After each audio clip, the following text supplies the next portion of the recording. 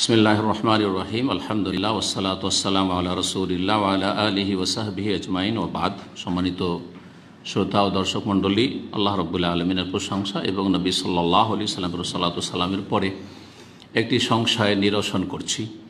সেটি হচ্ছে যে গত রবিবারে আমার জুমের প্রোগ্রাম ছিল, যে প্রোগ্রামটি পরিচালনা করেন আমেরিকার ভাইয়েরা, মূলত আর সংখ্যাগরিষ্ঠ তারাই থাকেন, তবে সারা বিশ্বের যে কোনো দেশ থেকে অংশ তাতে নিতে পারে। আলহামদুলিল্লাহ, সেখানে যথেষ্ট ক্যাপাসিটি আছে, যে কেউ সেখানে অংশ নিতে পারে। আধা ঘন্টা দর্শ চলে আর তারপরে আমার প্রশ্ন উত্তর চলে। তো আসলে জুমে সরাসরি প্রশ্ন করে দেয়, সুতরাং যে কোনো প্রশ্নের উত্তর দিতে হয়। আর প্রশ্ন উত্তর এত লম্বা দেওয়া যায় না, কারণ অনেক লোক লাইনে থাকে প্রশ্নের। সুতরাং যে কোনো প্রশ্নের উত্তর হয়তো 2-3 মিনিট, 1 মিনিট থেকে নিয়ে 3-4 মিনিটের মধ্যে আমরা দেওয়ার চেষ্টা করি। 3 মিনিট 4 মিনিটের প্রশ্নের যদি উত্তর দিই, তাতে সব দিক ফুটিয়ে তোলা সম্ভব নয়। এইরকমই একটা প্রশ্ন এসেছিল তাওহীদুল আসমা ওয়া সিফাত সম্পর্কে, আল্লাহ রাব্বুল আলামিনের জাত বা সিফাত সম্পর্কে অনেকেই প্রশ্নকারীভাবে প্রশ্ন করেছে, যার খোলাসা বলছি যে অনেকেই আল্লাহ রাব্বুল আলামিনের অঙ্গ প্রত্যঙ্গের কথা অথবা বলে দিয়ে থাকে, অথবা আল্লাহ রাব্বুল আলামিনকে এরকম তুলনা করে থাকে, আল্লাহ রাব্বুল কোনো কিছু বুঝাতে গিয়ে ইশারা ইঙ্গিত করে যেন আল্লাহর অঙ্গের কিছু বুঝাচ্ছে, এই ধরনের প্রশ্ন করেছিল।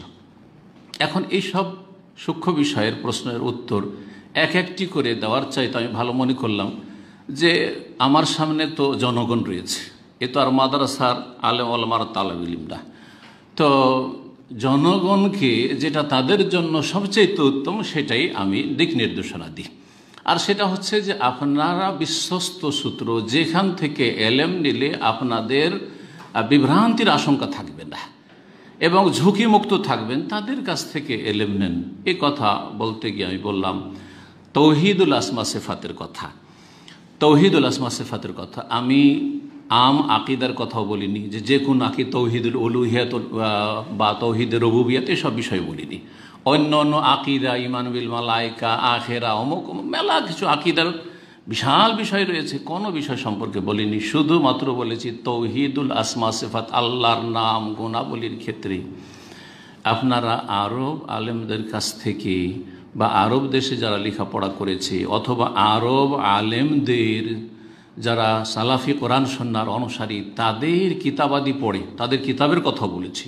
জরুরি নয় যে এই দেশে পড়াশোনা করা, এই কথা কিন্তু বলেছি যে তারা যেসব কিতাব আপনার সহি কিতাব রয়েছে, সেসব কিতাব থেকে যারা এলেম হাসিল করে তাদের কাছ থেকে এলেম নেন। কারণ জনগণ এলেম নিচ্ছে আজকাল সোশ্যাল মিডিয়ার যুগে, সোশ্যাল মিডিয়া থেকে। আর সোশ্যাল মিডিয়াতে দেশে বড় বড় আলেম আছে, কিন্তু তারা সোশ্যাল মিডিয়াতে পরিচিত নন, হয়তো তাদের কাছ থেকে মানুষ এলেম নেয় না। এলেম নিচ্ছে কার কাছে? যার যত বেশি শ্রোতা রয়েছে, ভক্ত রয়েছে, তাদের কাছ থেকে এলেম নিচ্ছে। তো সংক্ষেপে এইভাবে বলেছি। তো এই ক্ষেত্রে যে সংশয়টি, সেটাকে অনেকে ভেবেছেন যে আমি ব্যাপকভাবে বলেছি যে উপমহাদেশের আলেমদের কাছ থেকে আকিদার এলেম নেওয়া যাবে না। প্রথম কথা, এই কথা যে বুঝেছেন ভুল বুঝেছেন।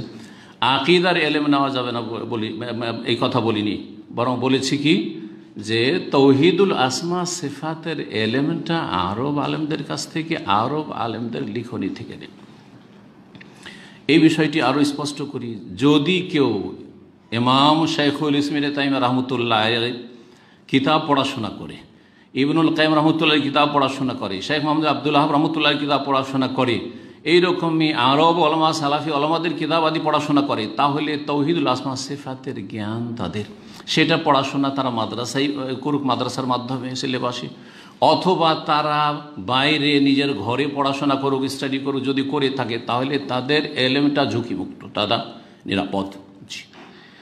এই বিষয়টা আমি বুঝাইতে চেয়েছি।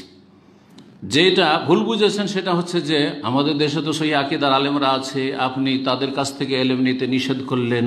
সহি আকিদার আলেমদের কাছ থেকে এলেম নিতে নিষেধ করা হয় নাই, জি, বরং সহি আকিদার আলেমদের মাঝে হাদিসের পণ্ডিত অনেকেই আছেন। বড় আকিদার ক্ষেত্রেও অনেকেই, যদিও আরব দেশে লেখাপড়া করেননি, কিন্তু তারা আকিদা নিজের ব্যক্তি মেহনতে পরিশ্রমে সালাফি আকিদার কিতাবগুলি ভালো করে পড়াশোনা করেছেন, স্টাডি করে, যার ফলে তাদের আকিদা পাকাপোক্তা, তারা আকিদার ক্ষেত্রেও বলিষ্ঠ।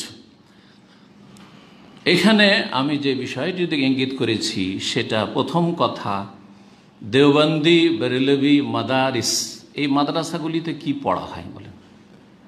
আকিদা নাসাফিয়ার নামটি বলেছি, শরহুল আকিদা নাসাফিয়া, এই কিতাবটি দেওবন্দীদের মাদ্রাসাতে পড়া হয়। যতগুলি দেওবন্দীদের মাদ্রাসা রয়েছে, ততগুলি মাদ্রাসা রয়েছে, কওমি মাদ্রাসা রয়েছে, আলিয়াতে এবং কওমিতে।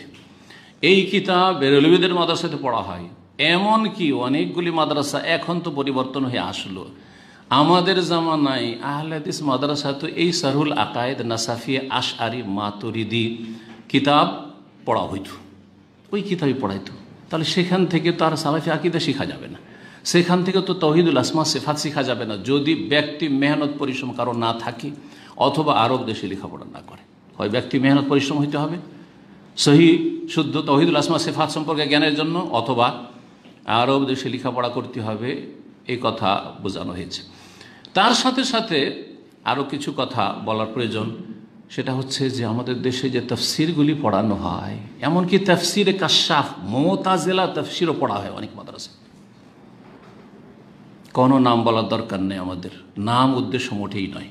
তাফসিরে কাশাফ, মুতাজিলার তাফসির, সেই তাফসির পড়া হয় তাদের খোঁড়া যুক্তি দিয়ে। তাফসির বাইজাবি পড়া হয়, আমরা পড়েছি এবং সম্ভবত আমি পড়েছি এবং পড়িয়েছি। আশারি তাফসির, তাফসির জালালাইন, এমন কোন মাদ্রাসা আছে যেখানে পড়ানো হয় না? তাফসির জালালাইন প্রসিদ্ধ তাফসির, আশারি তাফসির, তাওহীদুল আসমা সিফাতের ক্ষেত্রে অনেক ভালো দিক রয়েছে, অনেক ভালো কথা রয়েছে। কিন্তু যেই ব্যক্তি পড়াবেন বা যিনি পড়বেন তারা কি এমন দক্ষ যে এই খণ্ডনগুলি করতে পারবেন যেখানে বিভ্রান্তি আছে তাওহীদুল আসমা সিফাতের, যেখানে আল্লাহর নাম গুণাবলীর তাবিল করে দেওয়া হয়েছে, আল্লাহর অবতরণ মানে আল্লাহর রহমত নেমে আসে, আল্লাহ নেমে আসেন না, যেখানে আল্লাহর হাত মানে কুদরত করে দেওয়া হয়েছে। এগুলি সূক্ষ্ম কথা কি বুঝতে পারবে, বোঝাতে পারবে, কয়জন পারবে? যার ফলে জনগণের জন্য যেটা উপকারী সেটা আমি বলেছি। এতে মোটেই উদ্দেশ্য এই নয়, প্রথম কথা ঢালাহারে সমস্ত আলেমদের ক্ষেত্রে বলা উদ্দেশ্য নয়, আর সহিহ আকীদার আলেমদেরকে উদ্দেশ্য করেও বলা নয়, বরং নিরাপদ স্থান থেকে ইলম হাসিল করা। আমরা দ্বীন শিক্ষার ক্ষেত্রে আমরা কিন্তু নিরাপদ স্থান থেকে ইলম হাসিল করার ক্ষেত্রে আগ্রহী নয়, আর কেউ যদি বলেও সেটাকে ভালো নজরে দেখি না। পক্ষান্তরে দুনিয়ার শিক্ষার ক্ষেত্রে প্রতিটি সাবজেক্টের পৃথক পৃথক কিন্তু বিশেষজ্ঞ আছে, তার কাছ থেকে আমরা ইলম নিয়ে থাকি। ডাক্তারের কাছে, এখানেও হাসপাতালে গিয়েছি মেডিসিন স্পেশালিস্টের কাছে, তিনি দেখলেন যে বিষয়টি হচ্ছে আপনার গ্যাস্ট্রো অথবা নিউরো, বলছেন না না না আমি দেবো না চিকিৎসা, আপনি চলে যান ওখানে। নাকের ডাক্তার, কানের ডাক্তারের কাছে, ইএনটির কাছে আপনি চোখ দেখাবেন না, বরং ডাক্তার নিজেই বলছে না আমার কাছে না, ওনার কাছে চলে যান। সাথে সাথে কোনো চিকিৎসা না দিয়ে বলছে যে অমুক কাছে চলে যান এখানে, বা অথবা অন্য হাসপাতালে চলে যান। কোনো আইবের কথা নয় কিন্তু এটা। আমরা হাই স্কুলের কথা বলি, হাই স্কুলে বায়োলজির টিচার আছে, সে ম্যাথ পড়াবে না।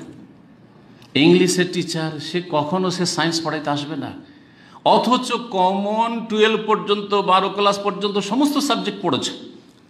আর আমরা যদি মাদ্রাসায় 10-12 বছর দাওরা পড়ে সবাই দাবি করি যে আমরা নাহও শেখাবো, সারফও শেখাবো, হাদিসও শেখাবো, হাদিসের সহি জয়ীফও শেখাবো, ফেকাও শেখাবো, উসুলে ফেকাও শেখাবো, আর তারপরে আপনার আকিদাও শেখাবো, তাফসিরও শেখাবো, অলরাউন্ডার, তাহলে এটা ইনসাফের পরিচয় নয়, আর জ্ঞানীর পরিচয় নয়। বরং আমাদের জন্য উচিত হবে, এবং আরব আলেমরা তাই করেন, আরব দেশে শিক্ষা সিস্টেমটা এরকম আছে, প্রতিটি সাবজেক্টের স্পেশালাইজড আছে। জি, আমাদের ইসলামিক সেন্টারের ডাইরেক্টর শেখ আব্দুল ওয়াহেদ ফিকার উপরে লেখাপড়া করেছিলেন। ফিকহি মাসাইল, বিশেষ করে জটিল যেসব মাসাইল হয় ফিকহির, বিশেষ করে আধুনিক যেগুলি মানে অর্থনৈতিক মাসাইল ফিকহের, আর তারপরে কাজা বিচার বিভাগের মাসাইল, সেগুলি তাদের সাবজেক্ট, হাদিসের সাবজেক্ট নয়। তখন আমরা তার শরণাপন্ন হয়। আর যখন হাদিসের বিষয়ে আসে তখন উনি অনেক সময় আমাকে বলেন যে এই হাদিসটা চেক করবেন। আমাদেরকে বলেন যাদের হাদিস নিয়ে আমরা লেখাপড়া যেমন করেছি, বলে এই হাদিসটা চেক করেন, তাহকিক করেন যে হাদিসটা সহিহ না জয়ীফ। সুবহানাল্লাহ, কোনো আইবের কথা নয় যে আমি হাদিস ভালো বুঝি সুতরাং হাদিসটা ভালো করে বুঝাবে, আমি অন্য সাবজেক্ট ভালো বুঝি না। আমি নিজের কথা বলছি, আমি নতুন অর্থনীতি বেশি ভালো বুঝি না। কেউ ফতোয়া জিজ্ঞেস করলে আমি বলি যে অন্যদেরকে জিজ্ঞেস করে না। ঝুঁকিপূর্ণ মাসাইল হলে কখনো আমি ঝুঁকি নিতে যাই না। আমি কেন আপনার জন্য ঝুঁকি নিতে যাই অন্য ক্ষেত্রে? সুতরাং এগুলিকে কখনো মানহানি নজরে দেখবেন না। আর আল্লাহ বলছি, আমি কাউকে ছোট করার জন্য বলিনি, মানহানি করার উদ্দেশ্যে বলিনি। বরং আমি এমন, বিশেষ করে আমাদের আহলেদিস ওলামা, দেওবন্দীদের ছাড়েন, বেরেলভীদের ছাড়েন, আর ওই জামাতিদের ছাড়েন, তাদের আকিদার ক্ষেত্রে সেই তৎপরতা নেই, আর আকিদার তাদের শিক্ষা কাঠামো নেই। আহলেদিস মাদ্রাসাগুলিতে অনেকটা পরিবর্তন এসেছে, আল্লাহ করে পুরোপুরি পরিবর্তন হয়ে যায়। আর তফসিরগুলো সালাফি তফসির রয়েছে আলহামদুলিল্লাহ, শেখ আব্দুর রহমান নাসির সাদির রয়েছে, তারপরে আপনার ভালো ভালো তফসির রয়েছে, মদিনা মসজিদে পড়ানো হচ্ছে, তফসির ইবনে কাসির পড়ানো হচ্ছে। এইসব তফসির আল্লাহ যেন পড়াবার তৌফিক দান করুক। এই আশআরি তফসির থেকে আর মুতাজিলা তফসির থেকে মুক্ত হওয়ার আল্লাহ তৌফিক দান করুক। এবং তার সাথে সাথে বলবো যে আহলেদিস ওলামারা যারা দেশে ভালো আলেম রয়েছেন, অনেকে সোশ্যাল মিডিয়া আসেন না, কিন্তু তারা অনেক মাদানি চাইতে দক্ষ। আমার এই বিষয়টিকে, এই 2-3 মিনিটের প্রশ্ন উত্তরকে অনেকে ভেবেছে যে মাদানিকে শ্রেষ্ঠ করার জন্য নন মাদানি, কখনো না। আল্লাহ, আমি ভালো করে জানি যে অনেক মাদানি আছে 5 সাবজেক্টে ফেল করে গেছে, 4 বছরের কোর্স 7 বছর 8 বছরে ফেল করে করে পড়ে গেছে। তারা কি করবে? যারা ওখানেও দুর্বল ছিল, কোনো মাধ্যম দিয়ে সোর্স দিয়ে চলে এসছে, অথবা যে কোনো নসিবে ছিল মাদানি হয়ে গেছে, তাদের কাছে এলেম নেই, তাদের কাছ থেকে এলেম নিতে বলবো না, কখনো না। কিন্তু সৌদি আরবে যে ইউনিভার্সিটিগুলো রয়েছে, সেখানে যেহেতু আকিদার বিষয়টি অত্যন্ত স্বচ্ছ, লেখাপড়া স্পষ্ট এবং ক্লিয়ার বিষয়গুলি, তাদের কাছে এই বিষয়টা স্পষ্ট। জরুরি নয় যে মদিনা পড়ে গেলে সে গিয়ে নাহু সারফে মজবুত হবে, হাদিসেও মজবুত হয়ে যাবে, অথবা তফসিরে গিয়ে মজবুত হবে। অনেকে পড়াইতে পারেন না, অনেকে গিয়ে দুনিয়া করে খাচ্ছে, ব্যবসা বাণিজ্য করে খাচ্ছে, কোনো যোগ্যতা নেই তাদের আছে। তো কখনো মাদানী আলেমদেরকে শ্রেষ্ঠ করা আমার উদ্দেশ্য নয়, কারণ আমি এতে বিশ্বাসী নই। আমার অধিকাংশ ওস্তাদ যারা নন মাদানী, তাদের কাছ থেকে হাদিস শিখেছি, রহমানি আলেমদের কাছ থেকে। রহমানি আলেমদের কাছ থেকে হাদিসের মতন অথবা অন্য অন্য যেসব সাবজেক্টগুলি রয়েছে সেগুলি আমরা আসলে তাদের কাছ থেকে শিখেছি। কিন্তু হাদিসের সহিহ জয়ীফের কথা যখন আসতো, একটু ইঙ্গিত না করলে বুঝবেন না, তখন একজন বড় ওস্তাদ মদিনা এসেছেন, আর আমার রুমে শেখ ইরফান, শেখ মুখলিসুর রহমানের চাচা রুমমেট ছিলেন, বাংলাদেশের কয়েকজন ছিলাম, তার মধ্যে অনেক। তো ওইখানে এসে আমরা আমাদের সামনে একজন সৌদি আমার ক্লাসমেট, মদিনা ইউনিভার্সিটির বড় পোস্টে এখন রয়েছে, সে বলছে যে, আমি তাকে বলেছি যেহেতু আমার ক্লোজ ফ্রেন্ড ছিল, যে আমাদের দেশের একজন মুহাদ্দিস এসেছেন। তখন বলছে তাহলে আমি দেখা করব, আমি ওনার সাথে দেখা করব, সালাম করব, এমনকি ইজাজা নিবে। সে বলছে আমি ইজাজা নয়, তবে তোমার সাথে দেখা করিয়ে দিচ্ছি। দেখা করিয়েছি, তখন সালাম দেওয়ার পরে একটি হাদিস বলেছে, প্রথম যে হাদিসটা বলেছে হাদিসটা জয়ীফ। এখন মনে নেই যে হাদিসটা কি ছিল, তিরমিজির হাদিস বলেছে। সামনে তো যেহেতু সৌদি ছেলে ছিল, সেকে কিছু বললাম না, বা সে ভালো আলেম, আমাদের ওস্তাদের ওস্তাদ, তাকে কিছু বললাম না। পরে যখন চলে গেল, তখন আমি আর ওই শেখ ইরফান, আমার রুমমেট, দুজনে বললাম যে, ওস্তাদ আপনি যে হাদিসটা বলেন হাদিসটা তো জয়ীফ। তখন উত্তরটা শুনবেন, বলছে তিরমিজিতে আছে, তোমরা দাও জয়ীফ করে, তিরমিজির হাদিসকে দাও জয়ীফ করে তোমরা। তার মানে তাদের এই যে সেহাসিত্তা, বুখারীও সহি, মুসলিমও সহি, আবু দাউদ সহি, নাসাই সহি, তিরমিজি সহি, ইবনে মাজাহ সহি। তো তাদের যে ইলমটা ছিল সেটা সহি জয়ীফের এই তাহকিক ছিল না, কিন্তু মতন সম্পর্কে, হাদিসের ফিকহ সম্পর্কে, হাদিসের অন্যান্য যে বিভিন্ন দিকগুলি রয়েছে সেগুলি সম্পর্কে যথেষ্ট তাদের কাছে ইলম ছিল। তাদের কাছ থেকে মূলত আমরা দিন শিখেছি। তো কথা হচ্ছে যে কখনো কারো মানহানি করা উদ্দেশ্য নয়, এটা এইভাবে মোটেই নেবেন না। উদ্দেশ্য হচ্ছে যে আপনি নিরাপদ স্থান থেকে এলেম নেন, নিরাপদ স্থান থেকে এলেম নেন। এখানে আরেকটি কথা বলা অত্যন্ত জরুরি। আমি বলেছি কথাটি আমভাবে, আর এটা শুধু বাংলাদেশ বলেও না, আর ভারত না, ভারত, বাংলাদেশ, পাকিস্তানের সমস্ত ওলামা সম্পর্কে আম কথা বলেছি। অবাক হয়ে যাবেন আপনি। এই আম কথাকে একজন অসৎ আল্লাহ হেদায়েত করুক, ফিতনাবাজ আল্লাহ হেদায়েত করুক, ইউটিউবারদের চরিত্র অধিকাংশ এরকম। এরা আবার রাগ করবেন না, অধিকাংশ বললাম সেই জন্য। কি করেছে? আমি কথা বলেছি গোটা ভারত পাকিস্তান বাংলাদেশ সম্পর্কে নিয়ে গিয়ে একজন শাইখের সাথে আমার ছবি লাগিয়ে দিয়েছে, আর বলছে যে দেখ আমি নাকি তার সম্পর্কে বলছি। আমি কল্পনা করিনি তার সম্পর্কে বলার। বিশাল ভারত বাংলাদেশ পাকিস্তানে লক্ষ লক্ষ ওলামায়ে কেরামরা রয়েছেন, আর সেখান থেকে লোকের শ্রোতারা রয়েছেন, সবার যারা বাংলা ভাষা বুঝে তাদের জন্য বলেছে বিষয়টি। আশা করি বিষয়টি বুঝতে পারছি। সুতরাং যারা এইরকম ছবি লাগায় আমার কারো সাথে, তারা খেয়ানত করে। আমার বিনা অনুমতিতে ছবি লাগায়, কখনো কোনো রাষ্ট্রনেতার সাথে লাগিয়ে দিল, কোনো নাস্তিকের সাথে লাগিয়ে দিল, কোনো শাইখের সাথে লাগিয়ে দিল ফিতনা লাগানোর জন্য। এরা ফিতনাবাজ, ফাত্তানুন এরা ফিতনাবাজ। এদেরকে আল্লাহকে ভয় করতে বলছি। এবং এরা সীমা লঙ্ঘন করেছে। এরা হয় জালেম না হয় জাহিল। মানুষ দুই শ্রেণীর। ইন্নাহু কানা জালুমান জাহুলা। জালেম যদি বিষয়টি জানে যে এটা ঠিক নাই, তারপরও যদি এরকম কাজ করে, তাহলে জালেম, সীমা লঙ্ঘন করেছে। আর যদি এইরকম যে একজনে আরেকজনের সাথে বিনা অনুমতিতে ছবি লাগানো চলবে না, এটা জানে না মাসলা, তাহলে বলবো জাহেল, অজ্ঞ। অজ্ঞতার চিকিৎসা করতে হবে, আর না হলে জুলুম থেকে মুক্ত হইতে হবে এবং রবের কাছে জবাব দিতে হবে বান্দার হক নষ্ট করলে আর কারো সাথে সম্পর্ক খারাপ করার চেষ্টা করলে। সুতরাং আল্লাহকে ভয় করা উচিত এই ইউটিউবারদের অথবা ফেসবুকের এক শ্রেণীর ফিতনাবাজদের। ফেসবুক আজকাল বড় ফিতনার যুগ হয়ে গেছে। জি হ্যাঁ, এক একজনের পিছনে লেগে গেছে, কেউ কাউকে ছোট করার জন্য, কেউ কাউকে বড় করার জন্য। প্রয়োজনটা কি? আরো বলি, এর অনিষ্ট। বেশ কিছু শেখদের সম্পর্কে অমুকের সমর্থক গ্রুপ, আমি এটা পছন্দ করি না।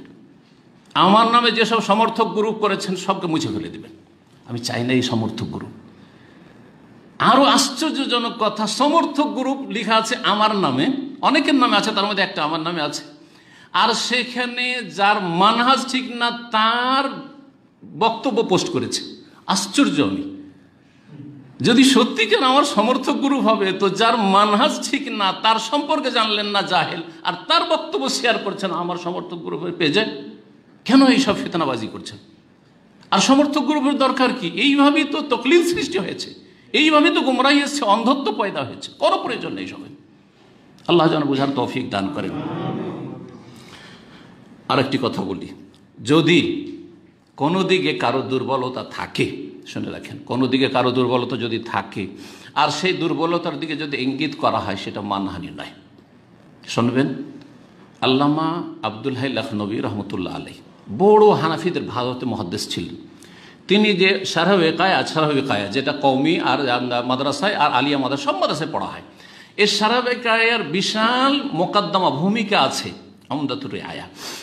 তাতে তিনি লিখেছেন যে আহনাফ ওলামায়ে কেরাম মা জালালাতে কদরহিম, তাদের সম্মান ওয়া উলুয়ে শানিম, তাদের শান, তাদের অলৌদা, তাদের এলেম অনেক বেশি থাকা সত্ত্বেও ইউকসিরুনা মিনাল আহাদিসি দাইফাতু ওয়াল মাওদুআ ফি কুতুবিহিম, তাদের ফিকার কিতাবে অনেক বেশি তারা জয়ীফ আর জাল হাদিস নিয়ে আসে। এটা হচ্ছে ইনসাফ। এই ইনসাফ আমাদের ওলামারা শিখে গেছেন, বড় বড় মুহাদ্দিসরা শিখে গেছেন। যদি কোনো দুর্বলতার দিক থাকে, তাহলে সেই দুর্বলতার দিক থেকে সচেতন করে দেওয়া, যাতে করে দুর্বল থেকেও কেউ এলেম হাসিল না করে নেয়, আর তারপরে সেখানে ক্ষতিগ্রস্ত না হয়। আল্লাহ যেন বোঝার তৌফিক দান করেন। আর না হইলে এখনো আলহামদুলিল্লাহ যারা সোশ্যাল মিডিয়াতে আসেন, অনেক বড় বড় আলেমরা রয়েছেন যারা দেশে লেখাপড়া করেছেন, কিন্তু অনেক মাদানির চাইতে অনেক ভালো তারা, বরং যেসব জায়গায় ডজন ডজন মাদানি আছে সেখানে প্রিন্সিপাল হয়ে আছেন। যেমন সবচেয়ে বড় আহলে হাদিস মাদ্রাসার কথা বলি, মাদ্রাসা মোহাম্মদ আরবি যাত্রাবাড়ি, সেখানে শেখ মোস্তফা কাসেমি হাফিজাহুল্লাহ তাআলা, তিনি আমার বন্ধু মানুষ, এবং তিনি অনেক মাদানির চাইতে অনেক ভালো, বরং অধিকাংশ মাদানির চাইতে ভালো। এইরকমই ডক্টর আসাদুল গালেব হাফিজাহুল্লাহ তাআলা। জি, তা আমার উদ্দেশ্য এক এক করে নাম বললে আর কারো নাম না বললে আবার সেখানেও কারো বেজার হওয়ার আশঙ্কা রয়েছে, বড়ই সমস্যা। তো উদ্দেশ্য আসলে এটা নয়। এইরকম অনেক ওলামাকে রয়েছেন যারা ভারতে লেখাপড়া করেছেন, বাংলাদেশে লেখাপড়া করেছেন, পাকিস্তানে লেখাপড়া করেছেন, কিন্তু আলহামদুলিল্লাহ তাদের এলেম মাদানির চাইতে বেশি আছে। হ্যাঁ, তো আসলে আমার উদ্দেশ্য এরকমটা নয় যে মাদানি আর গায়ের মাদানির মাঝে পৃথক করা আর কাউকে শ্রেষ্ঠত্ব সিনিয়রিটি দেওয়া, এটা মোটেই উদ্দেশ্য নয়। জি হ্যাঁ, এই কথাটি বারবার বলছি। এর সাথে সাথে আরেকটি কথা বলছি, সেটা হচ্ছে যে আমাকে এক ভাই বলছেন, খুব হিতাকাঙ্ক্ষী আমার, তিনি বলছেন এরকম অনেক ভাইরে বলে থাকেন, আর সোশ্যাল মিডিয়াতে লিখছে যে আমরা সবাইকে ভালোবাসি। তিনি বলছেন শেখ আমরা সবাইকে ভালোবাসি। কথাটা ঠিক, যদি সহি আকীদার আলেম ওলামা হয় সবাইকে ভালোবাসি, কিন্তু সবাইকে ভালোবাসি আর সবার অনুকরণ করি, এই দুটোতে পার্থক্য আছে। সবাইকে ভালোবাসেন কিন্তু সবার সব কথার অনুকরণ করিয়েন না, এ কথা আমাদেরকে আমাদের সালাফরা শিখিয়ে গেছেন। মাসুম একমাত্র রাসূলুল্লাহ সাল্লাল্লাহু আলাইহি সাল্লাম। ইমাম মালিক রহমতুল্লাহ আলাইহি সর্ব অক্ষর লিখার মতো তার কথা, কুল্লুন ইউখাযু ওয়া ইউরাদ্দু, প্রত্যেকের কথা নেওয়া হবে ছাড়া হবে। নেওয়ার মতো হইলে নেব আর ছাড়ার মতো হইলে ছাড়বো, ভুল হলে ছাড়তে হবে। ইল্লা সাহিব হাযাল কবর, তবে এই কবর আর রাসূলুল্লাহ মসজিদে নববীতে দার্স দিচ্ছেন ছাত্রদেরকে আর বলছেন যে এই কবর আলা রাসূলুল্লাহ সাল্লাল্লাহু আলাইহি ওয়াসাল্লাম ইয়ানতিকু আনিল হাওয়া, তিনি একটিও কথা নিজের পক্ষ থেকে বলেন, সুতরাং তার সব কথাই নিতে হবে। সুতরাং ভালোবাসবো আমরা সবাইকে, কিন্তু ভালোবাসলে অথবা তার দ্বারা কেউ হাজার হাজার লোক লক্ষ লক্ষ লোক হেদায়েত হচ্ছে সেজন্য সব কথাই নিতে হবে, এটা যদি করেন তো এখান থেকে তকলিদ জন্ম নিয়েছে হানাফি, শাফি, মালিকি, হাম্বলি। আরে সেই তকলিদ তো বর্তমান তকলিদ চাইতে অনেক ভালো। যদি মনে করেন যে আমি কারো উদাহরণ না দিয়ে আমার সব কথাই ঠিক, তাহলে এটি আপনার গুমরাহি। আমার দ্বারা যদি উম্মতে মুসলিমার লাভ হয় আমাকে ভালোবাসুন, কিন্তু আমার সব কথা অনুকরণ করা জায়েজ নয়। যখন স্পষ্ট হয়ে যাবে এই কথাটি ভুল করেছি, ছেড়ে দেওয়া ফরজ, আর সেটা আর উপরে অডল থাকা হারাম। জি, ইমাম আহমদ রহমতুল্লাহ বলছে লা তুকাল্লিদুনি, আমার অন্ধ অনুকরণ করিও না, ওয়ালা তুকাল্লিদ মালিক, ইমাম মালিকের অন্ধ অনুকরণ করিও, ওয়ালাল আউজাই, ইমাম আউজাই না, ওয়ালা শাফি, শাফির ওটা কারণ খুযু মিন হাইসু আখাযু, যেখান থেকে তারা নিয়েছে সেখান থেকে সঠিকটা নেওয়ার চেষ্টা করো। সুতরাং ভালোবাসবেন সহি আকীদার আলেম ওলামাদেরকে, কিন্তু তাদের সব কথাই নিতে হবে, সব সাবজেক্ট নিতে হবে না, মোটেই না। আল্লাহ রাব্বুল আলামিন যেন এইসব বিষয়গুলি বুঝার তৌফিক দান করেন এবং এই ক্ষেত্রেও মধ্যম পন্থা অবলম্বনের তৌফিক দান করেন। কারো যদি ভুল হয় সেই ভুলটা ধরবেন নসিহা, দিনুন নসিহা, ইখলাসের সাথে। হ্যাঁ, আগে থেকে আপনাদের কোনো বিরোধের জের চলে আসছে, দ্বন্দ্ব চলে আসছে, সেটা পয়সার দ্বন্দ্ব হোক, নেতৃত্বের দ্বন্দ্ব হোক, দলীয় দ্বন্দ্ব হোক, অন্য কিছু হোক, অথবা কোনো কিছু হোক, যে কোনো স্বার্থে হইতে পারে, পার্থিব স্বার্থে দ্বন্দ্ব ছিল। যখনই দেখেছেন ভুল হয়েছে তখন উঠে পড়ে লেগেছেন, আপনার ইখলাস ওখানে চলে গেছে, কোনো নেকি পাচ্ছেন না, ফিতনা করছেন আপনি। ওই ক্ষেত্রে আপনি সুবিচার করতে পারবেন না, ইনসাফের সাথে কাজ নিতে পারবেন না, আপনার দ্বারা সীমালঙ্ঘন হয়ে যাবে। তখন একটু ভুল বলে সেটাকে হাইলাইট করার চেষ্টা করবেন, এইরকমটা যেন না হয়। যদি কারো আমরা ভুল ধরি তো আল্লাহর সন্তুষ্টির জন্য ধরব, আর মানুষ যাতে করে বিভ্রান্ত না হয়, কারণ এই ভুল কথাটি সবার মাঝে ছড়িয়ে গেছে, সুতরাং তাদের সম্পর্কে সতর্ক করা উদ্দেশ্য, এটাই যেন উদ্দেশ্য হয়। আল্লাহ রাব্বুল আলামিন যেন আমাদেরকে এই বিষয়গুলি বুঝার তৌফিক দান করেন এবং মধ্যম পন্থা অবলম্বনের তৌফিক দান করেন। কোরআন সুন্নাহর আলেমরা যে যেখান থেকেই পাস করেছেন, তারা যদি কোরআন সুন্নাহর কথা বলে তাদের অনুসরণের তৌফিক দান করেন, এবং যদি তাদের ভুল হয়ে থাকে, ভুল হতেই পারে, সেই ভুলগুলি থেকে আমাদেরকে ফিরে আসার তৌফিক দান করেন এবং ভুলগুলি আমাদের উত্তম পন্থায় ধরিয়ে দেওয়ার আল্লাহ যেন তৌফিক দান করেন এবং এই সাহসও দান করেন। আর এই কাজটি আলেমদের দ্বারা হলে সবচাইতে ভালো, কারণ তাদের কথার মূল্যায়ন করে মানুষ।